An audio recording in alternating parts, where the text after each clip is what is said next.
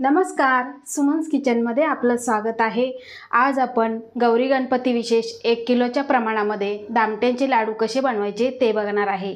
तर त्यासाठी इथे मी बेसन पीठ घेतलेलं आहे। तुम्ही विकतचं घ्या किंवा घरगुती घ्या, कोणतंही चालेल। हे अर्धा किलो पीठ मी चाळून घेतलेलं आहे। आता यामध्ये आपल्याला मीठ वगैरे काही टाकायचं नाही, अगदी थोडं थोडं पाणी घालून आपल्याला घट्ट असं पीठ मळायचं आहे। हे पीठ खूप भुसभुशीत असतं, त्यासाठी आपल्याला अगदी थोडं थोडं पाणी घालून घट्ट गोळा मळून घ्यायचा आहे। तर बघा, अशा पद्धतीने आपण पीठ मळून घेतलेलं आहे। आपल्याला भिजत ठेवायची अजिबात गरज नाही आणि अगदी छोट्या छोट्या आपल्याला पातळ अशा पुऱ्या लाटून घ्यायच्या आहे। छोट्या मोठ्या लाटल्या तरी काहीच हरकत नाही। तर आता आपण या पुऱ्या लाटायला सुरुवात करू। तर बघा, इथे पोळीपाट घेतलेला आहे आणि त्यावरती आपल्याला पुरी लाटून घ्यायची आहे। आता पुरी लाटत असताना आपल्याला अगदी थोडासा तेलाचा हात लावायचा, म्हणजे काय होतं की पोळपाटाला चिकटत नाही। बघा, अशा पद्धतीने आपण लाटून घेणार आहे आणि याला चीर वगैरे गेली तरी काही हरकत नाही, आपल्याला नंतर त्यात तळूनच घ्यायचे आहे। बघा, अशा पद्धतीने आपल्याला लाटून घ्यायचे आहे। आता सगळ्या पुऱ्या आपण अशा पद्धतीने लाटून घेऊ। तर इथे आपल्या सगळ्या पुऱ्या लाटून तयार झालेल्या आहे, तुम्ही इथे बघू शकता। आता तेल गरम झालेलं आहे आणि त्या तेलामध्ये आपल्याला एक एक पुरी सोडून तळून घ्यायची आहे। खूप ही लाल करायची नाही।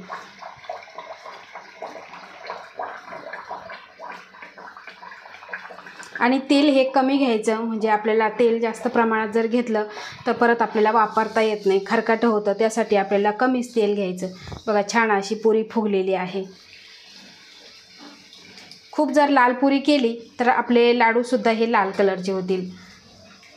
बघा, अशा पद्धतीने आपल्याला पुरी तळून घ्यायची आहे। सगळ्या पुऱ्या अशा पद्धतीने आपण तळून घेऊ। अशा पद्धतीने आपण पुऱ्या तळून घेतलेल्या आहे।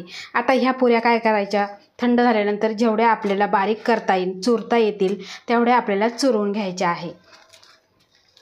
बघा, अशा पद्धतीने आपल्याला याचे तुकडे करून घ्यायचे आहे। त्यामुळे काय होतं, आपल्याला मिक्सरला बारीक करायला सुद्धा सोपं जातं। आता हे सगळं बारीक करून घेणार आहे आपण। तर इथे आपण सगळ्या पुऱ्या चुरून घेतलेल्या आहे।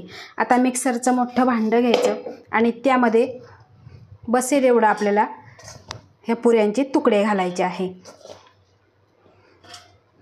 आणि एकदम रवाळ असं आपल्याला हे बारीक करून घ्यायचं आहे। तर अशा पद्धतीने आपण सगळ्या पुऱ्या मिक्सरला बारीक करून घेतलेल्या आहे आणि अतिशय सुंदर असे हे मिश्रण तयार झालेलं आहे। आता आपण पाक बनवूया।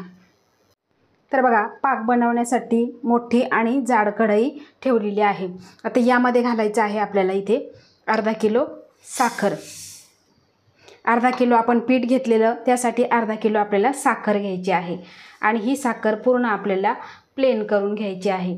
जर तुमच्याकडे व्यवस्थित ग्लास नसेल, म्हणजे ग्लास काही मोठे छोटे असतात, प्रमाण कळणार नाही, त्यासाठी पूर्ण अशी साखर प्लेन करून घ्यायची आणि त्यामध्ये साखर बुडेल इतकं पाणी घालायचं आहे। आता अर्धा किलो पीठ, अर्धा किलो साखर, त्यासाठी मी अर्धा ग्लास पाणी घेतलेलं आहे। ग्लासाचं जर तुम्हाला माप कळालं नाही तर तुम्ही अशा पद्धतीने पाणी घालायचं आहे। साखर बुडेल इतकंच पाणी घालायचं आहे आणि आपल्याला साखर पूर्ण विरघळून एक तारी पाक होईपर्यंत आपल्याला हे शिजवून घ्यायचं आहे। एक तारी पाक करायचा आहे। बरोबर 1 किलोच्या प्रमाणामध्ये हे लाडू तयार होतात। याआधीसुद्धा मी लाडूंच्या भरपूर रेसिपी माझ्या चॅनलवर अपलोड केलेल्या आहे, तिथे तुम्ही बघू शकता। अजूनपर्यंत जर माझ्या चॅनलला सबस्क्राईब केलं नसेल तर सबस्क्राईब जरूर करा। इथे तुम्ही बघू शकता साखर आपली पूर्ण विरघळलेली आहे। आता आपल्याला पाक चेक करायचा आहे। त्यासाठी काय करायचं, थोडंसं मिश्रण ह्या चमच्यावर घ्यायचं आणि त्यानंतर बोटावर फुंकर मारायची आणि नंतर चेक करायचं आहे। तर बघा, थंड झाल्यानंतर अजून आपली तार बनत नाही, त्यासाठी आपल्याला 2 मिनिटे परत हे पाक उकळून घ्यायचा आहे। पाक जेवढा आपला चांगला एकसारखा होईल, एक तारेचा होईल, त्यामुळे काय होतं की आपले लाडूसुद्धा बिघडत नाही आणि जास्त दिवस टिकतात। तर बघा पुन्हा आपण चेक करणार आहे.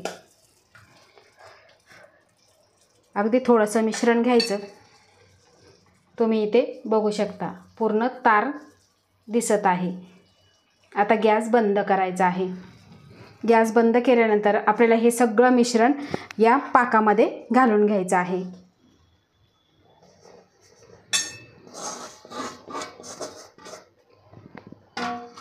आणि हे सगळं आपल्याला मिक्स करून घ्यायचं आहे.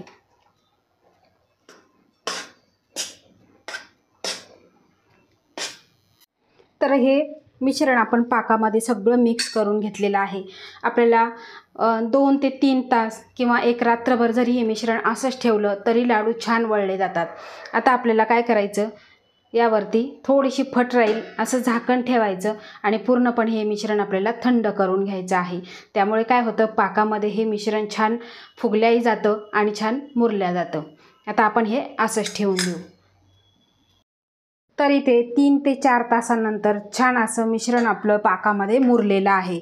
तुम्ही इथे बघू शकता. यामध्ये आपण कोणताही कलर वापरलेला नाही. आता यामध्ये आपल्याला घालायचं आहे इथे 1 चमचा वेलची पूड, ही साखरेमध्ये बारीक केलेली आहे. आता यामध्ये तुम्हाला काही सुकामेवा घालायचा असेल तुम्ही घालू शकता. आपण शक्यतो दामट्यांच्या लाडूमध्ये सुकामेवा घालत नाही. तर बघा अशा पद्धतीने आपल्याला सगळं मिक्स करून घ्यायचं आहे. अतिशय सुंदर असं हे मिश्रण तयार झालेलं आहे. आता हे मिश्रण तुम्ही रात्रभर जरी ठेवलं तरी छान असं हे मुरलं जातं. आता आपल्याला लाडू वळायचा आहे. इथे मी काही मनुके घेतलेले आहे आपल्या लाडवांना लावण्यासाठी. आता जेवढं आपल्या मुठीमध्ये बसेल तेवढं आपल्याला मिश्रण घ्यायचं आहे. पण तुम्हाला किती छोटे करायचे मोठे करायचे त्यानुसार तुम्ही मिश्रण घेऊन लाडू वळायचा आहे. तर बघा अशा पद्धतीने आपल्याला लाडू वळून घ्यायचा आहे. खूप हलक्या हाताने दाबलं तरी लाडू पूर्णपणे तयार होतो. आता यावरती आपल्याला मनुका लावायचा आहे. पुन्हा आपल्याला प्रेस करून लाडू वळवून घ्यायचा आहे. खूप पटकन असा हा लाडू वळला जातो.